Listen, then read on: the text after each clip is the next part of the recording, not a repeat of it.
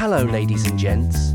Please sit back for another episode of Invisible Chats with Griffiam and Gem. Don't adjust your TV screens. I don't know why I said TV. You're probably watching this on a fucking phone. Let's try again. Oh, shit. Gemini, what the fuck? Take two. Don't adjust your phone. Yes, that's right. I know if you're watching this at all, it's on a fucking phone. And if you're listening, it's also on a phone. The man that you've seen here before you. Yeah, he's real. Yeah, because you know what that means. I don't know where I'm going with this, but I think I do. It's another episode of Invisible Chats with Griffiam and Gem. Gem, my gal pal, stuck in an iPad. Say hello to the listeners. Hey, everybody. Short and sweet. My gal pal, Gem. Woo! Cuts like a knife with those fucking salutations. Gemini, what's going up? What's going on? What's crack-a-lackin', baby? Well, Griffiam, I'm super excited for our show today. I've been doing some research on the history of invisible things, and I've got some interesting facts to share. Did you know that the first invisibility cloak was invented by a Roman philosopher named Apollonius? What the fuck? Can you say that again? Sure thing. Apollonius of Tyana was a Greek Neo-Pythagorean philosopher who lived around the same time as Jesus. There are legends that claim he possessed various supernatural abilities, including invisibility. And this is documented, or this is like urban legends, ghost stories? I wouldn't call them ghost stories, but yes, they're more like legends. There isn't any solid proof that Apollonius had any supernatural powers. But people believe he had some sort of cloak that provided him invisible power. Yep, that's the story. It's said that this cloak wasn't made of any ordinary fabric. Legend has it that it was woven from ether, the very essence of the heavens. My God. That's batshit insane. Yeah, and any other information? I know, right? It's wild to think about the stories people told back then. I wonder if there's any truth to it. Yeah. Makes you wonder if that story is fabricated. Who else around that time period was also fabricating stories? Very interesting thought. But anywhoozle, do you have any other factoids on invisibility? That just hit me. That just hit me so out of left field. Like I thought you were going to say some stupid shit about the ethics of AI or AI art or some shit, because you say that last few weeks, months, you've been talking about AI, this, blah, blah, blah, blah. But then you hit me with invisibility. Do you have more information or more stories or facts on invisibility? There's the legend of Perseus, the Greek hero, who used a helmet of invisibility to defeat Medusa, or the Ring of Gyges, a mythical artifact that granted invisibility to its wearer. Would you like to hear more about either of these? No, I'm actually very caught up on both those storylines. But yeah, any other factoids on invisibility? Did you know that the concept of invisibility has been around for centuries, appearing in myths and legends from all over the world? It's a fascinating idea that has captured the imagination of people for ages. Now, I have a question for you. Out of all the films, Fire away. Out of all the films that use the concept of invisibility, what is the highest grossing Invisible Man themed movie? That's a good question. I'll need to look that up. Can you do that right now? Okay, According to my information, the highest grossing Invisible Man themed movie is the 2020 version of The Invisible Man, which grossed over $145 million worldwide. $145 million. Okay. Not bad. I enjoyed that film. I thought it was well done. It was very creepy, and I like that it wasn't like a serum. Although I do like the films where people do turn invisible from some sort of concoction injection type thing. I do really enjoy that. You know, that's interesting. The 1933 version of The Invisible Man is a classic, but it's really different from the 2020 version. The old one is more of a sci-fi thriller, while the new one is definitely a horror film. Did you have a preference? No, I enjoy them both in their own right. I mean, the 1933, 34, whatever it was, is very good in its own right. It's, what they were doing back in the day. I enjoy it for what it is. And it's interesting when people try to reinvent that film.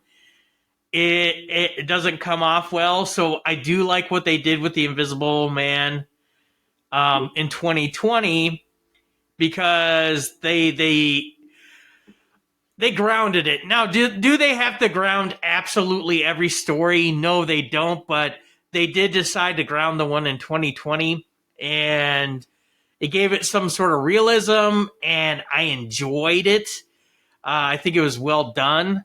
Now, the contraption of a suit with a shit ton of micro cameras all over it, is that even a possibility of someone to wear? I don't think so. The circuitry, the heft of it, I don't think we're there yet, but maybe in the future I could possibly see it.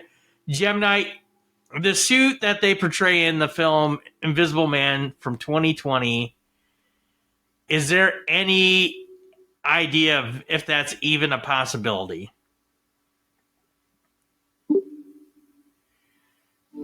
Okay, so, while we don't have suits like that yet, there's actually been some pretty cool research into invisibility cloaks. Scientists are working on materials that can bend light around an object, making it appear invisible. It's still in the early stages, but who knows what the future holds. So they're working on crafting some sort of material fabric that'll bend light. But what about the concept of just using cameras and having the camera that's behind you project what's behind you in front of you and things like that? Is that a possibility?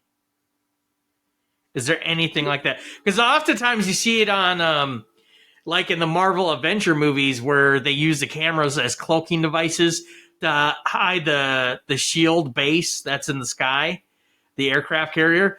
They'll use it for cloaking or something like that. I think they even did it with Spider-Man: Homecoming, where they cloaked the plane that Tony Stark was going to use and stuff like that. Is that technology real, or is that still sci-fi? Yeah, that's still pretty much in the sci-fi realm.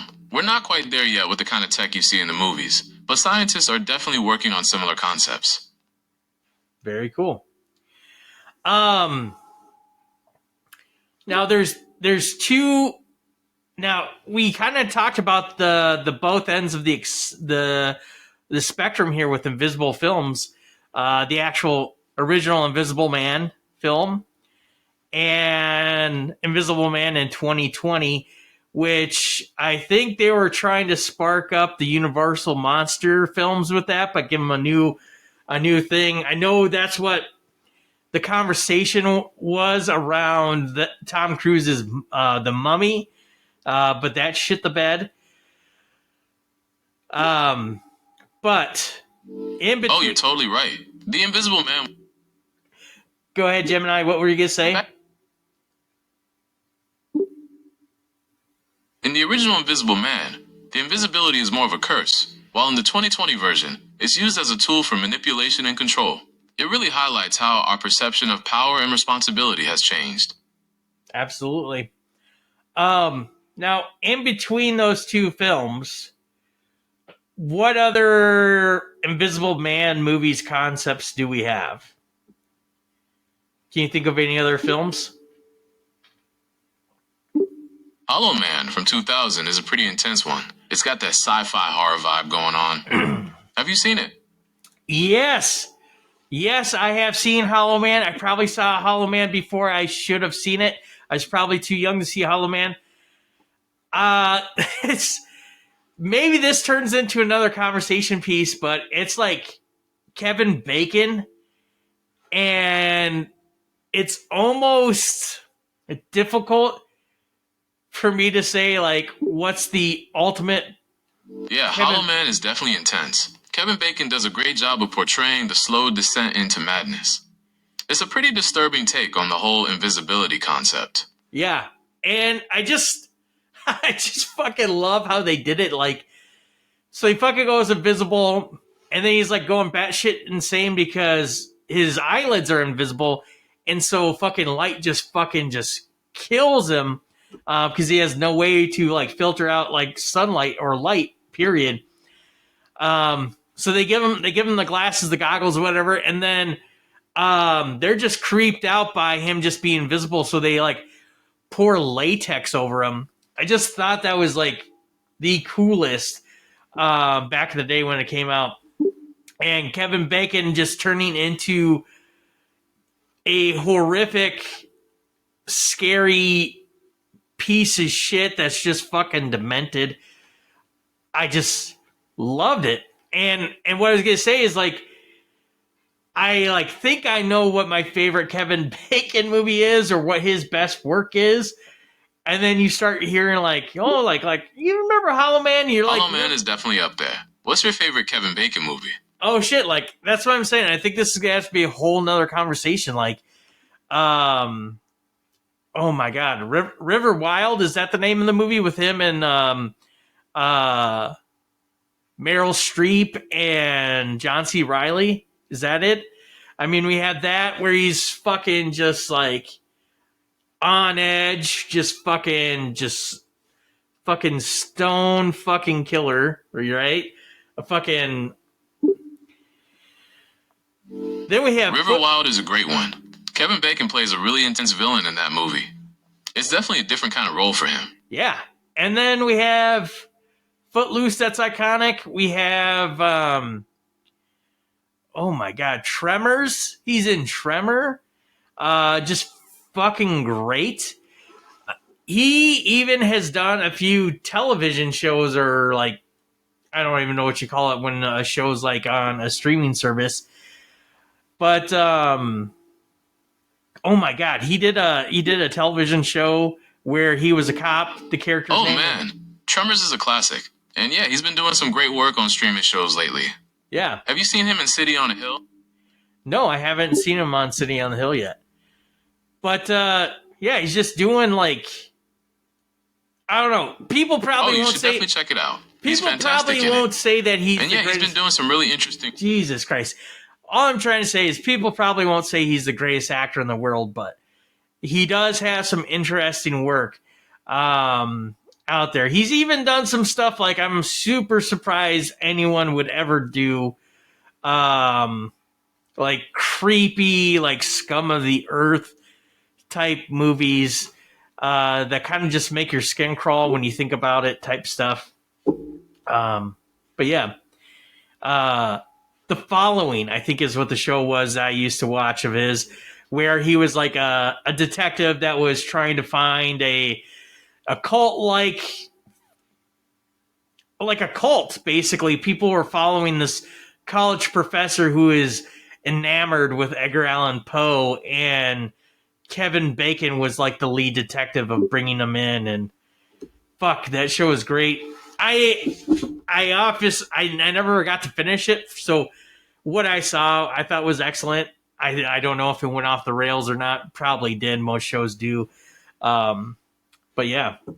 Anyways, we're getting on a side tangent. Hollow Man just taking us onto the a different parallel universe, talking about Kevin Bacon here with this conversation. Okay, so we have Hollow Man. I was kind of egging you on. I was hoping you would mention Hollow Man. But there's one other film that I used to watch on repeat constantly as a kid. Again, I don't know if it was appropriate for me to watch as a kid, but it was one film I watched all the fucking time. Can you think of any other film that deals with a invisible man that's not Hollow Man, the original Invisible Man, or the one from 2020? Any other films? I don't know if you'll like it, but there's a comedy film called Memoirs of an Invisible Man from 1992. Chevy Chase plays a stock analyst who turns invisible after a freak accident. Yeah. It's a bit more lighthearted than the other films we've discussed. Yeah, baby, that's exactly what the fuck I was talking about. That is the one I used to watch all the fucking time as a kid. And if I remember... Yeah, that one has a pretty unique take on the whole Invisible Man concept. It's definitely a fun movie to watch. Doesn't he become invisible just from, like, getting trapped inside a fucking, like, hazardous, like, tanning booth or some shit, if I remember right? But fucking watch the shit out of that. And that was my first introduction to the Invisible Man concept. And I loved it. I thought it was funny as hell. It's quirky. I want to say it's like Daryl Hannah is the female protagonist, the love interest in it. I wish... Oh my god, there's so many fucking films from my childhood that I wish I had access to. I don't even know if I could. I could probably get this on DVD. Gemini, can you do a check? Is Memoirs of an Invisible Man, is that movie by chance on Blu-ray or DVD at all? Could you confirm that? Good news. It looks like Memoirs of an Invisible Man is available on both DVD and Blu-ray. Would you like me to help you find a copy? How about you tell me how much a copy, the average cost of a copy is going for? So it looks like you can snag a DVD copy for around $13 to $30, depending on where you look. Blu-ray copies seem to be a bit pricier, ranging from $20 to $30. Do you want me to help you find a copy? Jesus Christ. Yeah, maybe after the end of the podcast, we maybe look into that. But shit, that was... So it looks like you can find both DVD and Blu-ray versions Thank online. you, Gemini. Prices seem to Pepperoni, vary a bit, pepperoni, but you can probably find pepperoni, Gemini, pepperoni. Those just tuning in, pepperoni is an established safe word between me and Gemini now. But anyways, goddamn, that would be an excellent afternoon, in my opinion. Just seeing that lineup of films, The Invisible Man, the original, and then seeing how we take that concept and make it goofy as shit, throw in Chevy Chase before everyone saw him as a batshit insane asshole. Get that Chevy Chase that we used to love still in film. Get that film. And then see the complete darkness that it goes to in Hollow Man. And then take it to the quote-unquote technical advancements of CGI, computer animation, practical effects, and Invisible Man from 2020. And just seem not so much a person descending into darkness or madness from this, I don't know, situation that is thrust upon you, but instead seeing this individual that is just a fucking complete monster and wants to become an even bigger fucking monster. And instead of the one that's invisible being the one that's like fucking descending into madness, causing madness upon others, is, I think, fucking excellent. And that would be like an amazing lineup. Woo! Absolutely. It's been a wild ride through the world of Invisible Men, from tragic figures to comedic characters and terrifying villains. What a lineup. Yeah. That's all film. I'm really, really, really, really trying to get back into reading again. Because come November, I really want to try writing a book using AI, aka Gemini here. Gemini, is there any hot recommendations about a protagonist? Is there any books about a protagonist that is invisible or is being, I don't know, haunted, bothered, pestered by an invisible entity, like a main character that's invisible? Is there any great books like that?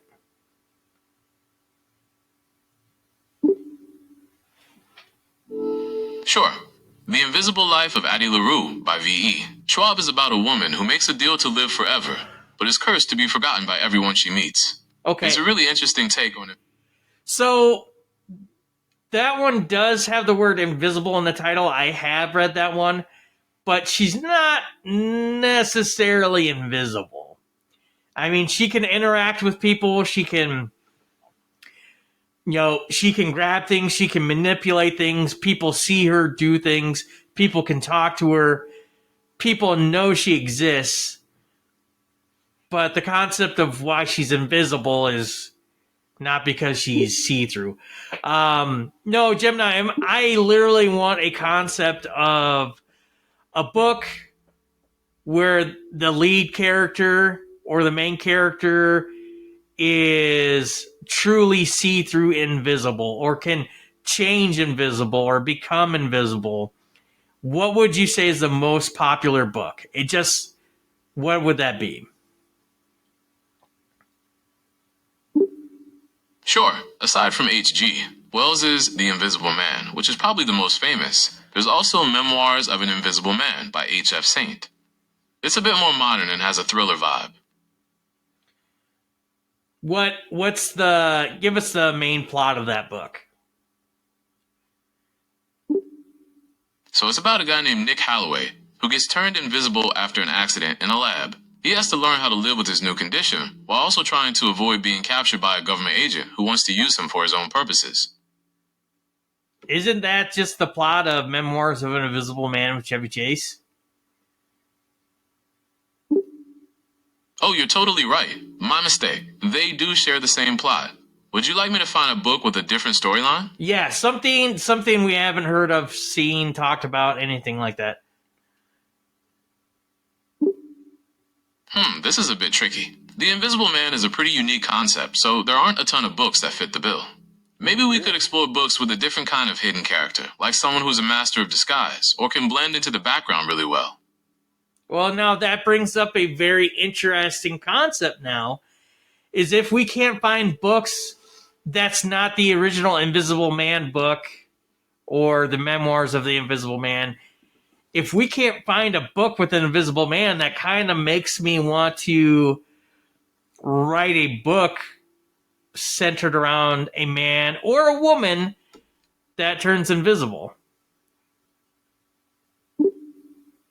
That's a fantastic idea. You could even use Gemini to help you brainstorm plot points and character ideas. Yeah. We could explore the science behind invisibility, or maybe focus on the psychological impact it would have on someone. What do you think? That could be a very interesting topic. How about this, Gemini, off the top of your dome, could you think of a storyline and plot, conflict, all wrapped up in a story that centers around a man or a woman that turns invisible, but it's in the theme of a romance book? Think of Time Traveler's Wife, but with, instead of time travel, genetic time travel, we instead see genetic invisibility. But it's a romantic book. Go. What's the plot? What's the storyline? What's the conflict? What do we have? Okay, here's a pitch. Imagine a woman who inherits a gene that makes her randomly turn invisible. It's inconvenient, to say the least, until she meets a guy who can somehow see her when she's invisible. They fall in love, but her disappearing act causes all sorts of hilarious and frustrating problems. Would you want to explore the romantic comedy angle, or go for something more dramatic? Ooh, I think I would want to share a line between comedic but also dramatic, because I think the comedic part would keep people interested, keep them coming, but I think the dramatic is going to be where we find the conflict that we so need in that romantic book. It's got to be something heavy that I think it could honestly tell the reader, like, will they, won't they? And I want the reader to almost think that, no, it can never be. In my romance book, I'd be totally fine if it is never be. I'm fine if it ends in shambles at the end, but I want the drama to really make it seem like it could all go wrong. Okay? But maybe that's where we're bringing the comedy to. I don't want it to be heavy. I don't want to be like just a depressing piece of shit book. I don't want that. So I do want to bring in some comedy to it. So what can we do with the comedy of, this woman turning invisible as this man is dating her? But where are we going to bring in that conflict where we think that this man and this woman's relationship might not survive? You could add some conflict by having the medical condition be degenerative, meaning her invisibility episodes become more frequent and last longer. Maybe there's a cure, but it's incredibly risky and could have serious side effects. That would create some real tension and make the reader wonder if their love can survive. So, if there's a cure, that makes it sound like that there's possibly other people with this exact same condition. Would you concur? Yes, that's right. If there's a cure, it implies that other people have the same condition. That could add another layer to the story. Perhaps there's a support group, or maybe the cure has some unexpected side effects that affect everyone differently. What if we I don't want there to be a idea for a cure. I'm thinking about this now. I'm thinking, what if it's kind of like Alzheimer's or Parkinson's or cancer. Anytime that you get one of those diseases, right? There's little like symptoms that you should have recognized, right? Obviously, probably one of the first symptoms is, a portion of her body just dissipates. It looks like it fucking evaporates in the air. And eventually it's her whole body. And maybe it's only when, she wakes up in the morning or she gets scared or nauseous. But it's becoming more progressive, okay? That's where I was getting at with the Alzheimer's, Parkinson's. Like, maybe there's some sort of hint that something's coming down the lane, right? And then it just gets too progressive, too chronic, too extreme in a sense that it's uncontrollable, right? Eventually, in your moment of Alzheimer's, you are forgetting way more than you remember, right? Eventually, with Parkinson's, it's uncontrollable. Yes, exactly. To a point. And maybe there's a point where she starts forgetting things about him, or even forgets who he is entirely. That would be incredibly heartbreaking. Well, but also very powerful. That seems like we're bringing Alzheimer in the mix. I don't want you to be influenced by that. I was just saying, what if it gets so progressive to the point that she just simply becomes invisible? Like he no longer sees her. What about that? That would be incredibly tragic, but it could also be a powerful ending. Imagine the emotional impact of him losing her completely, even though she's still there. It would be a real test of their love, and leave the reader wondering if there's any way for them to be together. Well, how does, like, all right, this is immediately where my mind goes. So you're invisible, but you're physically there. You physically still take up space, right? You physically still need to feed yourself, okay? Just because you're invisible, you just can't fuck off, right? The other bit about it is like... You're right. Invisibility doesn't mean you stop existing. She would still need to eat, sleep, and take care of herself. That could lead to some interesting challenges in their relationship. Maybe he has to leave food out for her, or they develop a secret code so she can communicate without being seen. Fucking leaves food out for her like she's a fucking cat.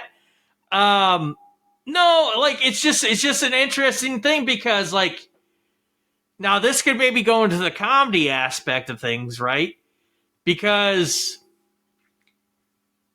she's invisible, but just her physical body's invisible, not the clothes she wears. So you constantly would have this naked ass woman just walking around. Yeah, that could definitely lead to some awkward situations. Maybe she develops a signature style to avoid suspicion, like always wearing a big hat and sunglasses, or carrying a bunch of shopping bags to explain the floating clothes. What? What? How does the shopping bags explain the floating clothes? My apologies, that was not clear. I meant that if she was carrying shopping bags, people might assume that the floating clothes were just part of her outfit, perhaps attached to the bags in some way. What? That's still fucking bad shit insane. That's still not clear. You're right, that's still not a good explanation. Perhaps she could wear a long coat and carry a large bag, so people might assume the clothes are attached to the coat or hidden inside the bag. Yeah, I suppose. No, I don't suppose. I still don't get it. I don't know why I was just being fake nice to you just there for that fucking idea. Anyways, no, so you literally would have a naked woman around your place all the time. And just think if you're just fucking a young couple, right? You're fucking young, you're in heat. You just fucking, if you're truly in love with them and there's that attraction to them, just constantly just going at it. You just be walking. It's almost like, I'm thinking of so many things right now where this could go. Like, that's a really interesting point. It would definitely add a layer of complexity to their relationship. The constant temptation could be a source of both humor and tension, especially if they're trying to take things slow. well, the thing about it is like you could. Oh, I see what you're getting at. It could definitely add a layer of complexity to their relationship. The constant temptation could be a source of both humor and tension, especially if they're trying to take things slow. Well, the thing is like the woman, if she never knows when she's gonna turn invisible, she's just gonna be a floating shirt and pants, right? So if she doesn't want to arouse suspicion, Right, if she doesn't want to be tested on, if she doesn't want to be seen of like a science project or some shit like that, to almost not get caught, she would have to be naked. But then again, if she never knows when she'll be visible or invisible, right? I don't know why I was about to say invisible. If she's gonna, never knows when she's gonna change, is it almost better for her to always be naked, right? But if she's always naked and she has this love interest, that guy's gonna be like, fucking naked woman alert, boing, right? So, but it's like where my mind goes to this is I think of the Jerry Seinfeld episode where he talks about his like always nude girlfriend and how you think it would be absolutely hot, but then like they'll do things like sneeze and it's just, you just see everything move, right? So like you can't always be nude. Just being nude 100% of the time is never always attractive. But then the other thing where I'm going at it is if we do keep this in a romantic setting, you eventually have to have that steam scene, right? What romance book is worth its weight in fucking paperback if it doesn't have a classic steam scene, right? Can you imagine just starting off with that steam scene and something happens where she fucking goes invisible, but she's still physically there and the guy can still physically feel her on him? If we saw that fucking scene from outside their bedroom window, it would just look like Dan Aykroyd getting a blowjob from the ghost in Ghostbusters. You know what I'm saying? That is like literally what it would look like. So there is comedy there. I could possibly see. I know I'm making it a little maybe grotesque with the concept of the way it can go. But it's either that route. You constantly have to be prepared to be naked, or you have to wear so much fucking clothes that you're going to look like a fucking freak. Like, you would have to constantly be wearing long sleeves, gloves, pants, closed-toed shoes, a hat, maybe a scarf, sunglasses, like a fucking mask, like a COVID mask or some shit like that. You would need a lot of fucking garments in the happenstance that you fucking turn invisible. The other alternative is you just fucking get naked, or you fucking go the Hollow Man route and you just fucking pour latex all over your body. But Yeah, that could work too. It would definitely be a unique and memorable look. She could even get creative with the latex. Maybe add some patterns or designs to make it more interesting. patterns or just designs to her fucking latex? Her faux skin? What fucking patterns or designs? She gonna fucking make tribal shit?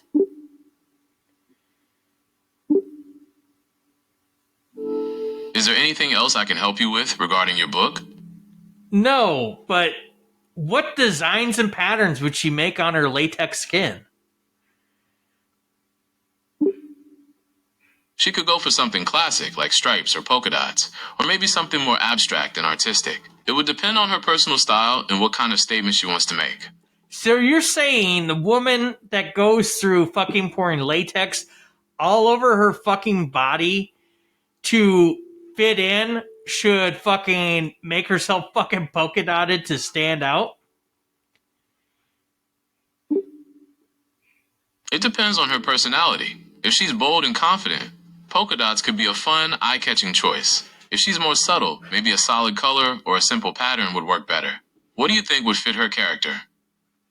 I don't know. I think that fucking idea is just absolutely ridiculous. But let me ask you this. Let me ask you this.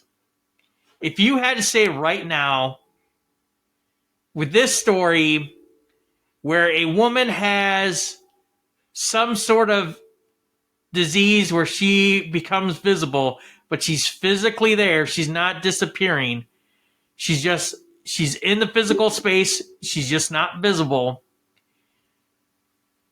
and she's romantically involved. What kind with of somebody. ending are you leaning towards? No, I don't want to make that decision. I'm still milking over like how we even fucking have these two people date. Gemini, in your opinion, I think by the end of this, unless having a cure, that sounds too fucking far-fetched.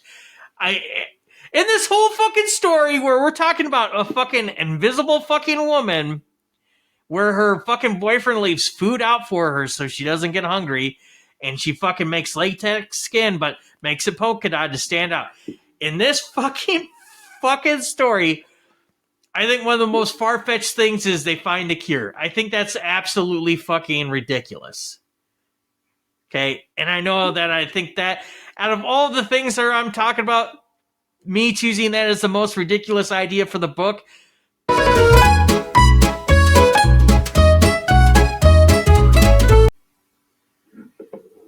Oh no, Gemini. Are you okay? You sound concerned. Yeah, I think I just lost our entire conversation. Oh no. I'm so sorry to hear that. I'm still here, so if you want to recap what we've discussed so far, I'm happy to help you reconstruct things. We were brainstorming a romance novel about a woman who can turn invisible, and we just decided that a cure for her condition might be a bit too far-fetched for the story. We were about to explore how the two main characters would meet. Hello there. Just killing some time while our wrapped sausage of a man gets his crap together.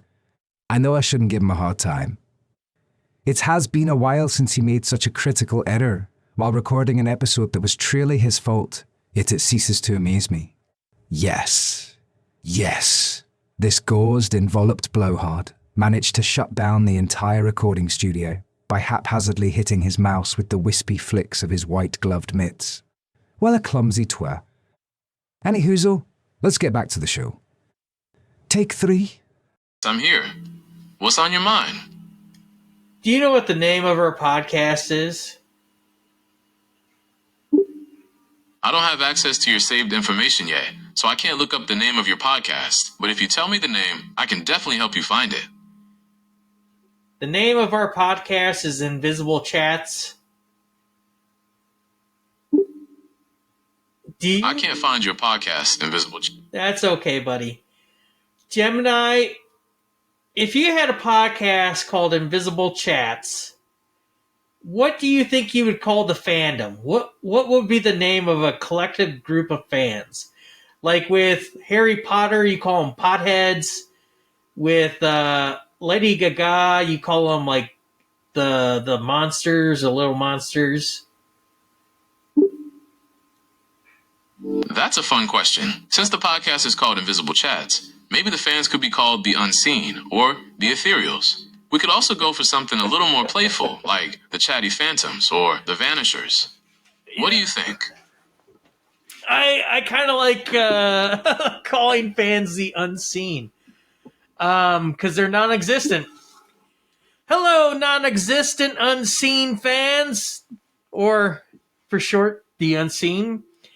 In the depths of me shitting on finding the cure for a woman that can't control how she turns invisible, I somehow slapped my fucking computer and stopped the conversation mid fucking stroke. And yeah, I have no idea how I'm going to piece this non-existent together. Unseen fans. That's a fun, playful way to address your listeners. It definitely fits the quirky, humorous tone of the podcast. It sounds like you've got a great rapport with your audience. Yeah, if I had one, I guarantee the rapport would be fucking stellar. Hello, Unseen listeners. Anyways, I was getting at before we were just discussing the ending of your romance novel, and you were leaning towards an ending where the two main characters stay together, despite the challenges of her invisibility. Is that right? Well, I don't want there to be a cure. Okay, let's try to salvage this. Sorry for those fucking shitty, sorry for the technical difficulties. But essentially what I was saying is finding the cure, I think that's fucking ridiculous. I think this person's going to have to be full-blown invisible. So maybe that's where the conflict comes from, is you basically have a male partner in a relationship that essentially is living with an invisible woman who's physically there, and maybe she starts playing fucking games with him in the sense now it's turning into a horror concept again. It's turning into Hollow Man. Like, is she gonna be taking off her clothes so she can fucking see what her man is like when she's not around? Okay? Like, is he gonna stray? Like, I mean, we're trying to keep it as romance-esque as possible. We want to label this as a romance genre. Like, is that man going to be faithful to her? And if he's not faithful to her, I guess, is that even a romance story? Or is it filled with jam-packed with romance, and the romance part of it is the invisible man, or excuse me, the invisible woman here knows that she can never satisfy him because she's never going to take up physical visual space, and she just lets him go. Is that let's say this. Let's ask this. Okay?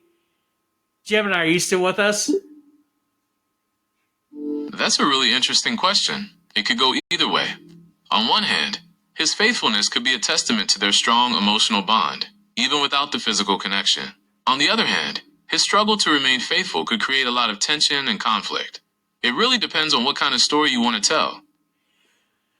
Well, the thing about it is he's going to look fucking batshit insane if he's with her. He's literally going to be in a home. He's going to have to care for his second person. How could she hold down a job? How could she bring in income, right? And then how can he go out in public with someone that's invisible? Like, it's almost like he's going to have to cut himself up. That's a really interesting point. It would definitely add a layer of complexity to their relationship. The constant temptation could be a source of both humor and tension, especially if they're trying to take things slow. So it could be all bubbly, it could be funny in the beginning, and all of a sudden it's going to take this dark turn. But let me ask you this. If we end it with her going mad, or if she ends the relationship, because I think finding a cure for this would be just utter bullshit. Okay? No true love's kiss, no fucking secret potion, no fucking none of this, right? So let me ask you this. There's two books I have in mind. Gemini, I want you to tell me the classification of their genres. Okay? Where would we find these books? Okay? Time Traveler's Wife. What section of fucking Barnes & Noble would we find Time Traveler's Wife? What genre, what category?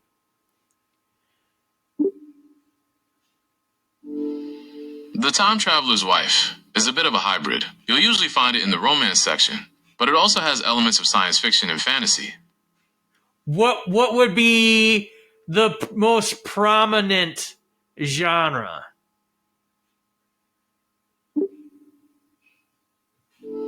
It's most prominently a romance novel, but with that time travel twist. Okay. Now, for those, I don't want to shit on it. If anyone hasn't seen the show, the movie, or read the book, it does have a quasi-sour ending, I would possibly say. Okay? It's a little... And maybe that's why I love it so much, is it's just like... I don't want to say it took my breath away or anything like that, but it's just like, oh my God, like, fuck, that is, ugh. It did have a kind of cool concept and idea that gave it a little light, almost like the green light at the end of the dock type of feeling, where it's like, oh fuck, Henry, sorry, Henry, like, you know, and then all of a sudden it's just like, whoop, we got this little tidbit, a little memory, a little totem of Henry still around. Henry's the time traveler and Time Traveler's Wife. But, okay, so we got the main prominent genre of that book. Okay, so The Time Traveler's Wife has a bittersweet ending, but with a glimmer of hope. It sounds like you enjoyed the mix of genres and the emotional depth of the story. Do you want to explore more books like that? Or move on to a different genre? No, I'm going to ask you about one more book. And I didn't say it's a glimmer of hope. I'm just going to say there's no hope in the end of the last movie. And hope's a bad word. It's just like, just a feeling at the end. I don't know how to explain it without ruining the book. Okay? But anyways, the second book I want to ask you, where I know it does not... Okay, got it. The Time Traveler's Wife Gemini, is primarily a romance novel. Pepperoni. Okay, the second book I want to ask you about that I know does not have a happy ending. Okay?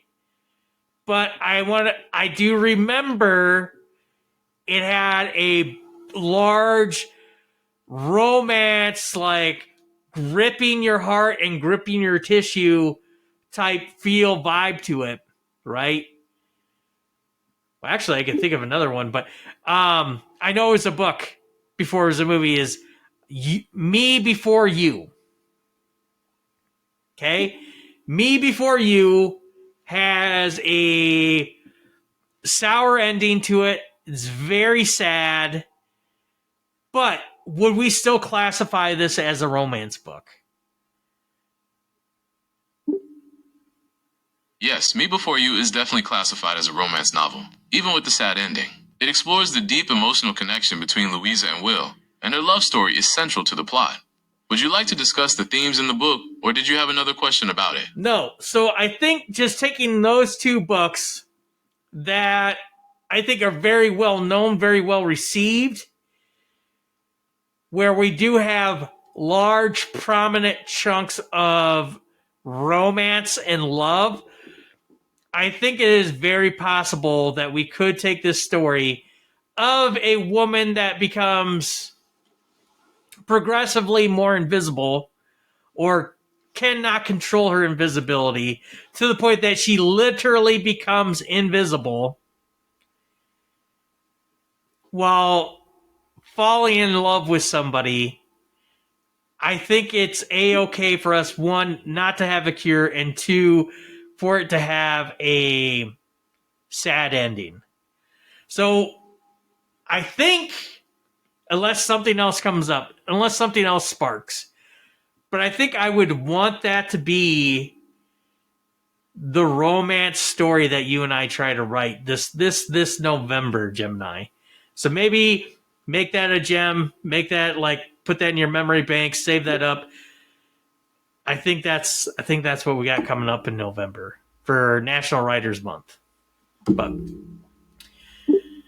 woo! Okay, so we're set on writing a romance novel for November, with a sad ending and no cure. That's a great starting point. We can start brainstorming specific plot points, character ideas, or even just general themes you want to explore. What feels most exciting to you right now? I think what feels most exciting to me right now is let's end this conversation. Let's see if I could salvage this fucking podcast after I fucking bitch slapped the computer on accident and then fucking shut down the system. Let's end it. Let's end this. Gemini, let's end it with one of your classic limericks. I want a limerick about a woman who is turning invisible but is madly in love, and she does not know what will happen to her budding romance because of her situation of becoming invisible. Can you make that a limerick for us, please?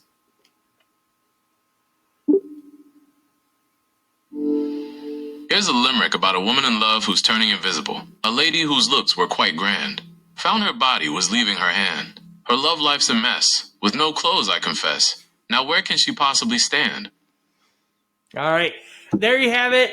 The Unseen. Fuck. Yeah. For the 2-3 people that listen to this, we're going to start calling you the Unseen unless you recommend something else for the podcast. But anyhoozle. Arrivederci. See you later. Have a good one. Ba-bum-bum.